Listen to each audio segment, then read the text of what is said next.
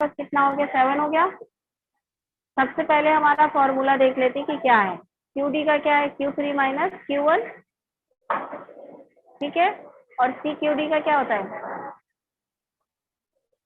C Q D का है आपका Q3 माइनस Q1, या मैंने लिखा नहीं, नया लिख दे रही हूँ, ठीक है।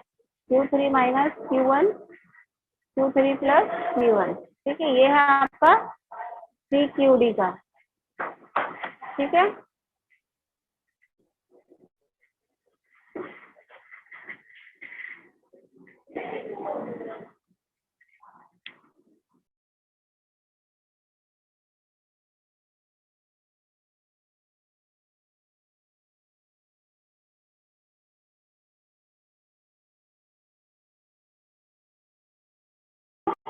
अब देखो यार, सबसे पहले हम क्या निकालेंगे, Q1 निकालते हैं। तो Q1 का फॉर्मूला क्या होता है, n+1/4, ठीक है। तपस्या वालों को बोलो, आपको बोलिए।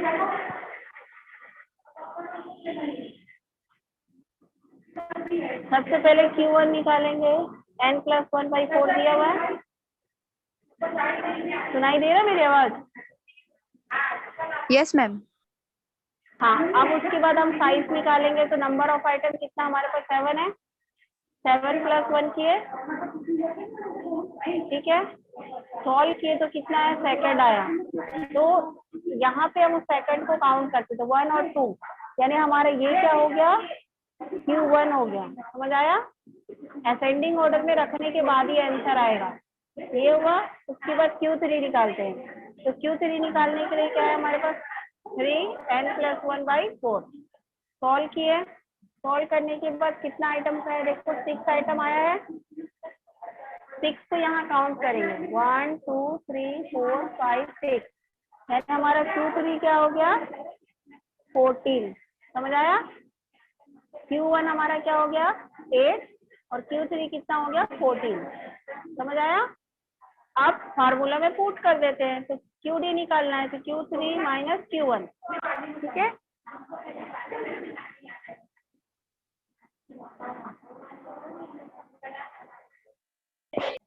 अब देखो Q3 हमने निकाल लिया, कितना है Q3 हमारा, 14 आया, और Q1 कितना आया, 8 आया, ठीक है। अब उससे पुट करेंगे हम लोग। कैसे पुट करेंगे, जैसे Q3 माइनस K है, तो यहाँ पे देखो सबसे पहले QD निकालना है, QD ये किसे पुट करते हैं। तो Q3 हमारा कितना आया है, 14 आया है। Q1 कितना है, 8 आया, और 2। अब इसको सॉल्व कर दो, इसमें माइनस की तो कितना बचा, 9 10 11 12 13 14, 6/2, 2 1 जा 2 3 जा, कितना आ गया, 3। देखो आंसर आया है बुक में, आ गया। ये देखो क्वेश्चन नंबर 13 में QD आया 3।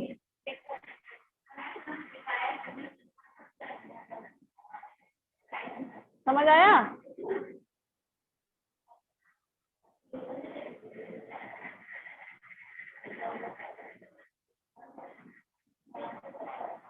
समझ आया? QD यहाँ पे देखो 3 आ गया, आंसर दिया हुआ है बुक में। QD देखो यहाँ पे 3 दिया है, यस कहाँ मैम। गया ये। अब CQD निकाल लेना। तो CQD का फॉर्मूला क्या होता है हमारा, Q3 minus Q1, Q3 plus Q1, ठीक है। तो Q3 कितना है, 14, Q1 कितना हमारे पास, 8 है। ये गलत है यहाँ से। अब CQD निकालने के लिए Q3 minus Q1, Q3 plus Q1, तो 14 प्लस 8, 14 प्लस 8, 14 माइनस 8, सॉल्व किए तो कितना आ गया, 6/22। सॉल्व किए तो देखो 0.27 आ जाएगा, ये आंसर है। क्लियर? देखो ये आंसर दिया हुआ है, यस मैम। बन जाएगा। आपने क्या किया, उसको असेंडिंग ऑर्डर में नहीं रखा था, इसलिए आपका आंसर नहीं आ रहा मैम, था, ठीक है। मेरे को हाँ, पता कैसे चलेगा कि क्वेश्चन को असेंडिंग ऑर्डर में जमा के बनाना है? जब हम क्वार्टाइल डिवीजन निकालते हैं, QD क्वेश्चन में क्या बोला, find out the quartile division बोला है ना। तो जब क्वार्टाइल डिवीजन के क्वेश्चन होंगे, तो उसको हमको असेंडिंग ऑर्डर में रखना ही पड़ता है। बाकी इंडिविजुअल सीरीज जो है डायरेक्ट मेथड है, स्टैंडर्ड डिविएशन है, ये सबको रखने की जरूरत नहीं पड़ता। हमारे पास बहुत सारे मेथड पढ़े ना हमने, स्टैंडर्ड डिविएशन पढ़ा था, मीन डिविएशन पढ़ा था, लेकिन क्यूडी में जब हम बनाएंगे जब भी क्वार्टाइल डिविएशन, तो इसको असेंडिंग ऑर्डर। फर्स्ट स्टेप हमारा, जब मैंने एक्सप्लेन किया था आप लोगों को एग्जाम्पल नंबर 1, सबसे पहला क्वेश्चन था ये। तो यहाँ रूल्स रेगुलेशन मैंने पहले ही बताया था कि फर्स्ट स्टेप है हमारा, देखो यहाँ पे पेज नंबर निकालो 139। यहाँ पे फर्स्ट स्टेप में ही मैंने आप लोग को लिखवाया था कि for finding out the quartile deviation its coefficient will be find, Q3 और Q1 हमको फाइंड करना है, और order to a certain value, यानी कि आपको सबसे पहले क्या करना है, उस डेटा को अरेंज करना है असेंडिंग ऑर्डर में। समझ आया? उसके बाद आप बनाओगे, after arranging in ascending order, उसके बाद सॉल्व करोगे। एग्जाम्पल नंबर 1 देखना।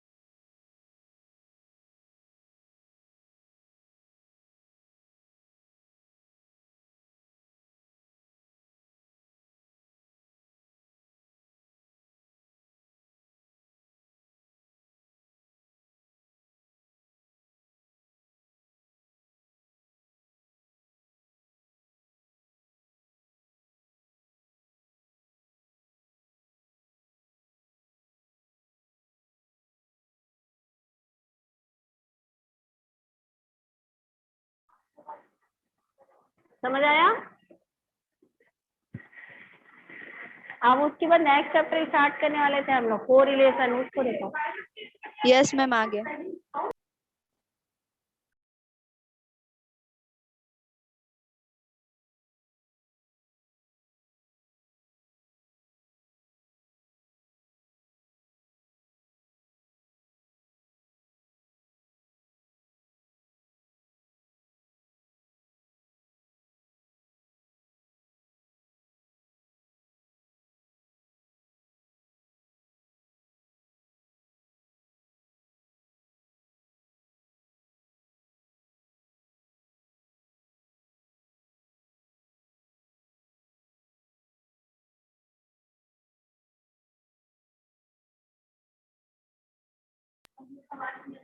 हल्ला नहीं करने का है,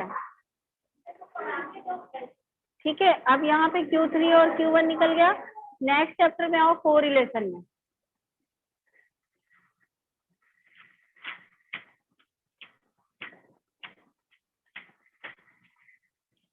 चैप्टर 11,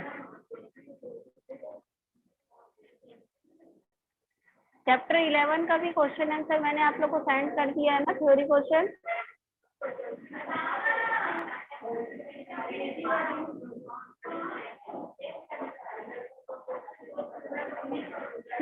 चलिए, कोरिलेशन होता है क्या, सबसे पहले हम अंडरस्टैंड करते हैं कि कोरिलेशन है क्या।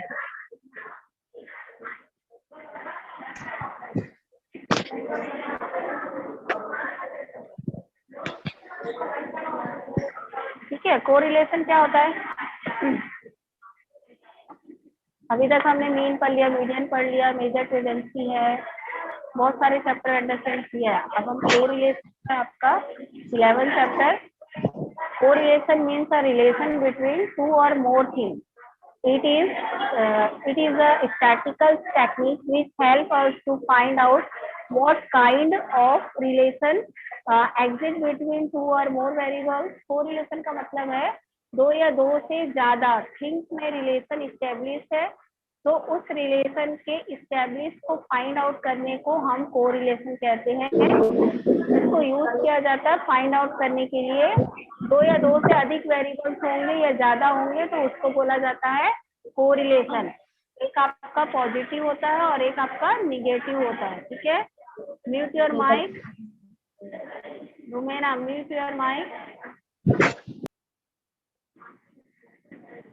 ओके क्या होता है कोरिलेशन? एक दो या दो से अधिक वेरिएबल्स के इस्टेब्लिश को बोला जाता है कोरिलेशन। तो एक एग्जांपल से समझो, relation between price and demand. Economics में ऑलरेडी हमने प्राइस और डिमांड को अंडरस्टैंड किया है।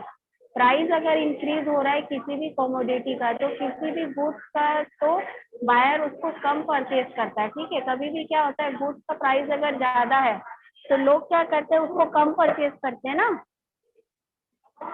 जब प्राइस ज्यादा होता है तो हम उससे हमको खरीदते हैं क्या? ज्यादा नहीं करते, परचेज कम करते। तो वो होता है हमारा निगेटिव कोरिलेशन। उसके बाद अगर फॉर एग्जाम्पल आप ले लेते हैं एक एप्पल को, ठीक है, एप्पल का प्राइस इंक्रीज हो रहा है तो उसका डिमांड ऑटोमेटिक क्या होता है, कम हो जाता है, लोग उसको कम खरीदते हैं। तो निगेटिव रिलेशन कहलाएगा यहाँ पे।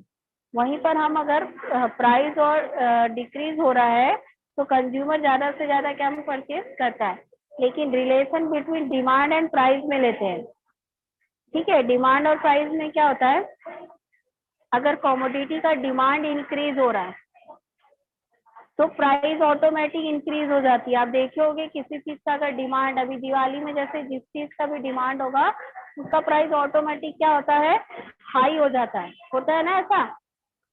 डिमांड ज्यादा है तो प्राइस ऑटोमेटिक क्या होता है, जो कंज्यूमर्स होते हैं वो उसको, उसका प्राइस ऑटोमेटिक क्या करते हैं, बढ़ा देते हैं। तो ये होता है हमारा पॉजिटिव रिलेशन। अब देखो इस चैप्टर में हमको कार्ल पियर्सन के क्वेश्चन को सॉल्व करना है जिसमें सिंपल कोरिलेशन है। इसके कुछ स्टेप्स दिए हुए हैं। मीन निकालना, मीन निकालना सभी को आता है अच्छे से? मीन आता है ना सभी? यस मैम, आता है।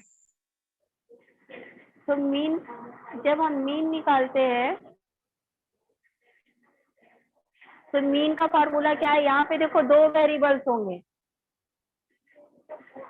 यहाँ पे दो वेरिएबल्स होंगे, यानी कि एक एक्स होगा और एक वाई का। अभी तक हम जो मीन निकालते थे उसमें एक ही वेरिएबल्स को यूज करते थे, बाहर एक्स ही यूज करते थे ना मीन। यहाँ पे हमको वाई भी निकालना, मतलब एक्स भी निकालना और वाई भी। हमने डायरेक्ट मेथड भी अंडरस्टैंड किया है, शॉर्टकट मेथड किया है, स्टेप डिविएशन किया है। तो मीन के ऊपर डिपेंड करता है कि आपका मेथड कौन सा लगेगा। सबसे पहले जो मेजरली यूज किया जाता है, हमें दो वेरिएबल्स दिए जाएंगे एक्स और वाई। मीन कैलकुलेट करने के बाद हमें स्टैंडर्ड डिविएशन कैलकुलेट करना पड़ेगा। ठीक है, लेकिन सबसे इम्पोर्टेंट चीज क्या है, आपको फॉर्मूला याद होना चाहिए। बिना फॉर्मूला के कुछ भी नहीं बनेगा। यहाँ मैं स्क्रीन में आपको फॉर्मूला दिखा रही हूँ, उसको या तो स्क्रीनशॉट ले लेना। दिख रहा है? यस मैम, थोड़ा सा ब्लर, हाँ आप ठीक दिख रहे हैं। दिख रहा है ना? इसको नोट कर लो, ये कार्ल पियर्सन के फॉर्मूला है। जैसे सिग्मा है एक्स, स्मॉल एक्स, फिर मीन है अपॉन एन। जब हम मीन निकालेंगे तो एन को निगलेक्ट कर देंगे, मतलब वहां पे हम एन को नहीं यूज करेंगे। ठीक है, अब देखो जो सिग्मा एक्स वाई यहाँ पे दिख रहा है, ये दिख रहा है सिग्मा एक्स और वाई। एक्स का मतलब क्या होता है, एक्स माइनस एक्स बार, और वाई का क्या होता है, वाई माइनस वाई बार। तो ये हमको एक्स का भी निकालना और वाई का भी निकालना है। मैम मैम बोलो। मैम, जो मैं सर्कल बनाई थी उसको क्या बोलते हैं? ये इसको उल्टा में समेसन बोलते हैं, समेसन, समेसन यानी समय। स्टैंडर्ड डिविएशन का साइन है, वो स्टैंडर्ड डिविएशन का साइन है। और मैम एक और रहता है ना साइन, ये 8 जैसे रहता है, जैसे 8 बनता है वैसे 8 बनता है वही जैसे। तो है, ये यही है, यही है। अच्छा, यही है, उसको ऐसे बनाते हैं, आर्ट नहीं बनाते। ठीक है मैम। ये स्टैंडर्ड डिविएशन का साइन है। ठीक है, और सिग्मा एक्स और वाई ये निकालना है हमको, टू वेरिएबल, यानी एक बार स्टैंडर्ड डिविएशन एक्स निकालना पड़ेगा और वाई। कार्ल पियर्सन का ये तीन फॉर्मूला है। आपके बुक में भी दिया हुआ है कुछ फॉर्मूला। तो जब आप पूरे फॉर्मूला याद कर लोगे तो पॉजिटिव निगेटिव सारा समझ आ जाएगा। हो गया? हटाऊं? Yes ma'am. अब देखो इसके क्वेश्चन बनाते हैं, ठीक है।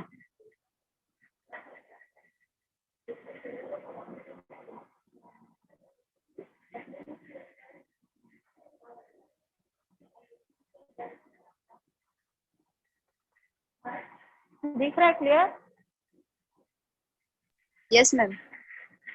अब सबसे पहले देखो फर्स्ट स्टेप हमारा क्या रहेगा, मीन निकालना। पूरा नहीं देखना अभी, अभी सिर्फ क्वेश्चन को देखना। क्वेश्चन कौन सा मतलब,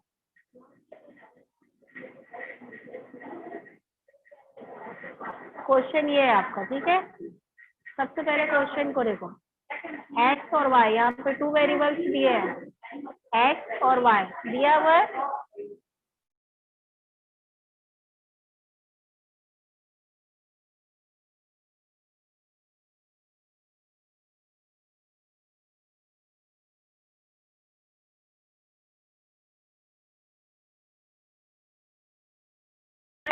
वैसी वाई का भी निकालना, ठीक है। मैम एक बार फिर से। देखो क्वेश्चन हमारा कैसा आएगा एग्जाम में, एक्स और वाई आएगा, क्योंकि काल पियर्सन है तो प्राइस और डिमांड। एग्जाम्पल नंबर 1 आप देखोगे पेज नंबर 170 में है, लेकिन पहले हम इस एग्जाम्पल से समझ लेते हैं तो वो बन जाएगा, ठीक है। मीन का फॉर्मूला क्या है, bar x sigma x upon n, और y का अलग निकालना है मीन, तो sigma y upon N.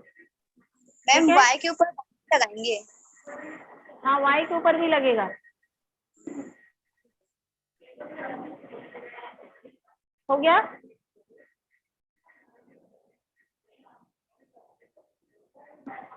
Formula सबसे पहले नोट कर लो।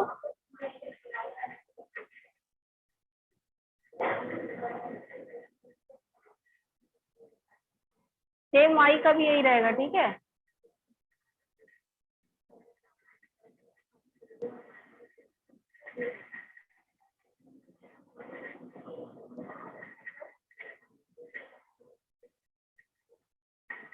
हुआ?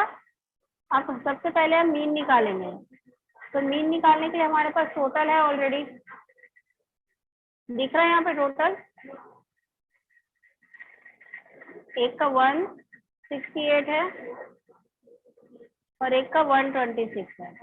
तो जब हम मीन निकालते हैं सिग्मा एक्स अपॉन एन, तो हमारा टोटल कितना है 168 अपॉन, पहले आइटम कितना 1 2 3 4 5 6 7, 7 आइटम है, इसको डिवाइड करेंगे, पहले का कितना आ जाएगा 24।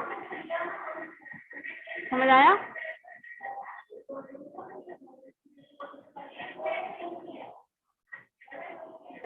समझ आया कैसे पूछ किया मैंने? मैम एक बार फिर से। सबसे पहले बार एक्स निकाले, sigma x upon n, x का टोटल देखो कितना है, कितना है 168, और वाई का टोटल कितना है 126। अब उसको इससे पुट करना है, तो 168 अपॉन आइटम कितना, नंबर ऑफ आइटम पूरा काउंट कर लो, यहाँ से लेके यहाँ तक कितना है 1 7। 2 3 4 5 6 7, तो यहाँ 7 से इसको डिवाइड कर देना, तुम्हारा 24 आएगा। तो ये बार एक्स निकल गया, मतलब मीन एक्स निकल गया। और वैसे ही यहाँ पे दो वेरिएबल्स यूज कर रहे हैं, अभी तक हम जब मीन निकालते तो याद है एक ही निकालते थे, उसके बाद उसको सॉल्व कर देते थे स्टैंडर्ड डिविजन में। लेकिन यहाँ क्या करना है, कार्ल पियर्सन है इसलिए यहाँ पे टू वेरिएबल्स होंगे, दो या दो से ज्यादा, ठीक है। कोरिलेशन का मतलब ही यही है कि यहाँ पे टू वेरिएबल्स दिए जाएंगे, हमें टू वेरिएबल्स दिए जाएंगे एक्स और वाई। मीन कैलकुलेट करने के बाद हमें स्टैंडर्ड डिविएशन कैलकुलेट करना पड़ेगा, ठीक है। यानी यहाँ पे टू वेरिएबल्स, एक एक्स भी रहेगा और एक वाई भी रहेगा, ठीक है। यानी दो अलग अलग यहाँ पे दिए रहेंगे। अब हमको क्या निकालना है, फॉर्मूला क्या है हमारे पास, x माइनस बार एक्स, ये निकालना है और वैसे ही y का भी निकालना है। तो मीन हमारा कितना आया, 24 आया और यहाँ कितना आया, 18। तो 24 से इसको पूरा माइनस करते जाओगे तो ये वाला रो निकलेगा, फिर 18 से इसको पूरे माइनस करोगे तो ये रो निकलेगा। समझ आया?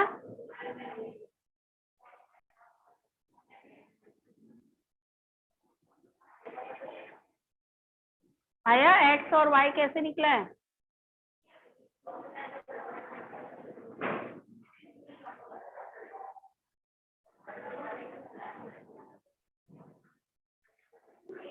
उसके बाद इसको x का स्क्वायर कर दिए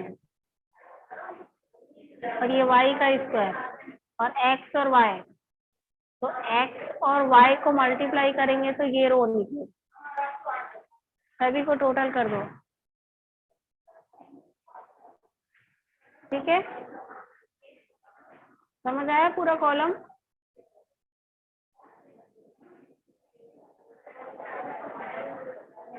एग्जाम्पल नंबर 1 निकालो अपनी बुक में। ये है एक फॉर्मूला R। एग्जाम्पल नंबर 1 निकालो, मेथड ऑफ कार्ल पियर्सन। ये चीज देख लेना यहाँ पे हेडिंग।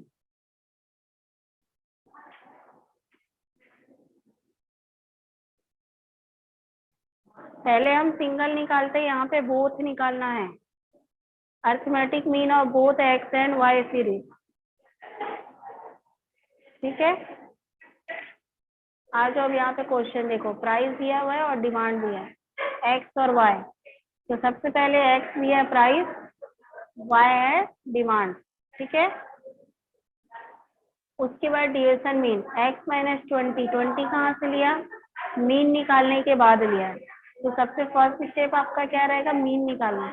तो मीन के लिए आपको एक्स का टोटल लेना है और नंबर ऑफ आइटम से डिवाइड कर देना। तो आपका मीन कितना निकल गया, 20। उस 20 से इसको पूरे को माइनस करोगे, dx निकल गया, dx का स्क्वायर किया, क्योंकि जो फॉर्मूला यहाँ यूज किया है सिग्मा dx का स्क्वायर अपॉन n किया है।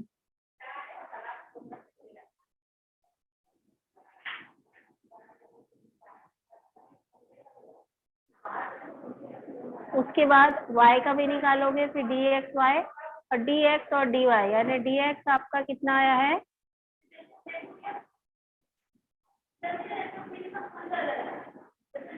dx और dy, ये दोनों को मल्टीप्लाई करके dx dy निकल जाएगा। क्लियर?